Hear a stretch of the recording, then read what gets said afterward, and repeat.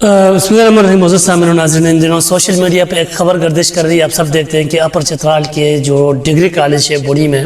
Degree college کی principal صاحب اور اس کے ساتھ فزکس کے جو ڈین ہے ان کو کالج سے باہر تبادلہ کروایا گیا، اور اس کے پیچھے خبر یہ گردش کر رہی ہے، یہ الزام لگایا جاتا ہے کہ اس تبادلے کو صرف اور صرف ان کے ایک ماتحت ملازم نے کروایا ہے، جس کے اوپر یہ الزام ہے کہ اسے ٹرمینیٹ کیا گیا تھا۔ جب ہم نے رابطہ کرنے کی کوشش کی متعلقہ پرنسپل صاحب اور اس کے جو دیگر سٹاف ہیں ان سے رابطہ کرنے کی کوشش کی، تو انہوں نے یہ معلوم کنفرم کرایا کہ وہ ملازم جو ہے، جو ماتحت ملازم ہے، وہ پچھلے 2 سال سے مسلسل اسی طرح جو ہے سیاسی اثر رسوخ کو استعمال کر کے وہ کبھی ٹائم پہ کالج نہیں آتا تھا اور زیادہ چھٹیاں کرتا تھا۔ اس کو بار بار نوٹس دینے کے باوجود بھی اس کو کوئی جو ہے سنوائی نہیں ہوتی تھی۔ آخر کار گزشتہ روز جس دن اس کو مکمل ملازمت سے برخاست کیا گیا، جیسے برخاست کر کے وہ نوٹیفیکیشن اس کو بھیجا گیا، وہ نوٹیفیکیشن ملنے کے بعد اسی سیم ڈے یعنی کہ 3-4 بجے کے قریب پرنسپل صاحب اور جو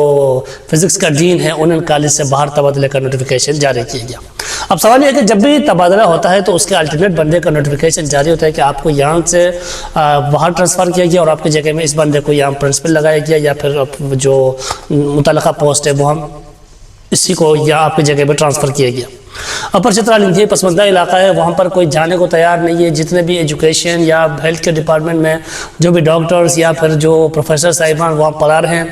گورنمنٹ سمیت پورے علاقے کے لوگوں کو ان کا شکریہ ادا کرنا چاہیے کہ وہ اتنے پسماندہ ضلع میں رہ کر وہاں خدمات انجام دیتے ہیں۔ اوپر سے ہم نے معلومات دیا کہ پورے ضلع میں گریڈ 20 کا یہ ایک ہی بندہ ہے، اس کے الٹرنیٹ جو ہے نا آپ دھیر سے یا لوور چترال سے وہاں بھیجنا چاہتے ہیں، لیکن وہاں کوئی جانے کو تیار ہی نہیں ہے۔ اس لیے جو ان کا ٹینیور میں بھی ابھی ٹائم باقی ہے، تو بلا وجہ جو ہے نا سیاست اثر رسوخ استعمال کر کے ان کو وہاں سے ٹرانسفر کیا گیا ہے۔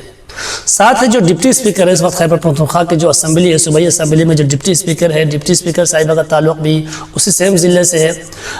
وہ سوشل میڈیا پہ جو ہے نا بیان بازی کرنے لگی ہیں، وہ کوشش کر رہی ہیں کہ کسی طرح جو ہے نا اپنے آپ کو وہ سیف کر کے اس مسئلے سے نکالے، لیکن سب کو سمجھ آتی ہے کہ اگر آپ کا کوئی اس میں کردار نہیں ہے، یہ ٹرانسفر اگر آپ کی خوشنودی کے بغیر ہوا ہے، آپ نے نہیں کیا ہے، تو کم از کم یہ آپ کا اخلاقی فرض بنتا ہے کہ جا کے منسٹر سے مل کے یا منسٹر کو اپنے چیمبر میں بلا کے اس سے پوچھے کہ بھائی آپ نے بلا وجہ کیوں ٹرانسفر کیا ہے۔ وہ صرف اور صرف بیان بازی کر رہی ہے۔ اس سے یہ کنفرم ہوتا ہے کہ یہ سب کچھ ڈپٹی اسپیکر صاحبہ کے آئمہ پہ ہوا ہے، انہوں نے یہ کروایا ہے۔ اب لوگ سوشل میڈیا پہ اکثر تنقید کرتے ہیں کہ جی ایک درجے چہروم کا ملازم جو ہے نا پرنسپل کو کس طرح ٹرانسفر کر سکتا ہے۔ آپ اس کے تاریخی حقائق دیکھتے ہیں یا پھر پورے ملک میں جو اس وقت صورتحال ہے اس کو دیکھیں گے تو یہاں اختیارات کا ناجائز استعمال کوئی نئی بات نہیں ہے۔ تاریخ میں بھی ایسے کئی ریاستیں تھیں، کئی ایسے مملکت تھے، کئی ایسے سلطنت تھے جو اسی وجہ سے جہاں اختیارات کا ناجائز استعمال کرنے کی وجہ سے وہ اس دنیا سے ان کا نشان مٹ گیا۔ آپ سلطنت عثمانیہ کی تاریخ دیکھیں، آپ سلطنت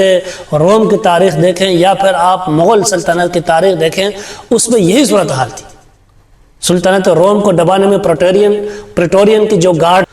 پریٹورین گارڈ کا یہ کام تھا کہ وہ جو شاہی سلطنت ہے، جو شاہی تاج ہے، اس کا حفاظت اور ان کو پروٹوکول دینا ان کا کام تھا، لیکن وہ آہستہ آہستہ اس قدر مضبوط ہو گئے کہ وہ سلطنت کے اختیارات صرف اسی کے ہاتھ میں آ گئے۔ آخر میں آ کے وہ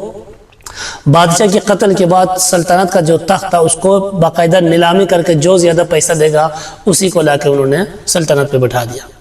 اس طرح سلطنت عثمانیہ میں جانسران کر کے ایک شاہی گارڈ ہوا کرتے تھے جن کی ذمہ داری سلطنت کی حفاظت تھی، مگر وہ آہستہ آہستہ اتنے طاقتور ہو گئے کہ وہ سلطنت پہ اتارنا، لوگوں کو بٹھانا اور بادشاہ کو معزول کرانا سب وہ اپنے ہاتھ پہ لیے۔ آخر آ کے وہ سلطنت کرپشن اور نیپوٹزم اس طرح ہو کے اس دنیا سے صفحہ ہستی سے مٹ گیا۔ مغل دربار میں بھی جب سعید برادران کی جو تاریخ ہے اس کو دیکھتے ہیں کہ اس میں بھی یہی ہے کہ وہ اپنے منمانی سے سلطنت کے جو امور تھے وہ اپنے ہاتھ میں لیا، آہستہ آہستہ وہ سلطنت دنیا کے نقشے سے مٹ گئی۔ اس وقت پاکستان میں بھی یہی صورتحال کا سامنا ہے، لیکن ہمارے جو معیار ہے وہ دوہرا ہے۔ وہ اس لیے دوہرا ہے کہ ہم درجے چہروم کے ایک ملازم کے اپنے تعلقات کا ناجائز استعمال کرتے ہیں، ہم اس پر تنقید کرتے ہیں، لیکن ہماری تنقید بھی دوہرا معیار کا ہے۔ اگر ہم آنکھیں کھول کے دیکھتے ہیں تو اس وقت ملک میں یہ صورتحال کوئی نئی نہیں ہے، یہاں ہر بندہ اپنے اختیارات سے تجاوز کر جاتا ہے۔ ریاست کے وہ ملازمین جن کو ریاست نے ایک ذمہ داری دیا ہے، ریاست نے انہیں ملازم رکھا ہے، لیکن وہ ریاست کے تمام امور اپنے ہاتھ میں لے چکے ہیں۔ اب ملک کے اسٹیبلشمنٹ کے لوگوں کو دیکھیں، ان کی جو کام ہے وہ اس سے تجاوز کر کے ملک کے منتخب وزیر اعظم تک کو کسی کو جیل بھیج دیتے ہیں، کبھی صدر مملکت کو معزول کر دیتے ہیں، کبھی چیف جسٹس کو معزول کر دیتے ہیں۔ یہ اس ملک میں کوئی نئی بات نہیں ہے۔ اس سے یہ واضح ہوتی ہے کہ اس وقت ہماری جو مملکت ہے وہ بھی اسی طرح اگر چلتا رہا، کسی نے اگر کان نہیں دھارا، تو وہ سلطنت روم یا پھر رومن امپائر یا پھر سلطنت عثمانیہ یا پھر مغل بادشاہت کی اس طرح یہ بھی ملیہ میٹ ہوئے گا۔ لیکن آج ہم جتنا سب مل کے ایک چوکیدار کی جو اختیارات کے ناجائز استعمال پر ہم سوال اٹھاتے ہیں،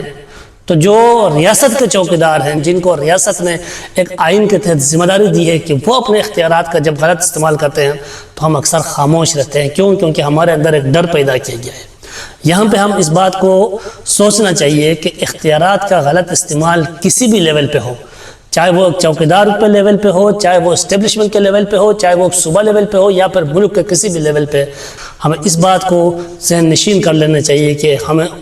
ہر اس ہاتھ کو روکنے کی کوشش کرنی چاہیے، چاہے وہ کسی بھی لیول کا ہو، جو اپنے اختیارات سے تجاوز کرتا ہے تو سمجھ لو کہ وہ ہمارے آپ کے اور اس ریاست کے حقوق پر ڈھاکہ ڈالتا ہے۔ تو اس سے روکنا ہم سب کی اخلاقی، معاشرتی، معاشی، سماجی، مذہبی اور ریاستی ذمہ داری بن جاتی ہے۔ خاص کرتا ہوں کہ ہمیں اپنی جو آواز ہے اس کو اس لیول پہ نہیں لے جانا چاہیے کہ جہاں ہم صرف اور صرف ایک عام آدمی یا ایک محنت کش کو تنقید کا نشانہ بنائیں۔ نہیں، ہم ان تمام ہاتھ کو روکنے میں کردار ادا کرنا چاہیے جو اپنے اختیارات سے تجاوز کرتے ہیں۔ بہت شکریہ۔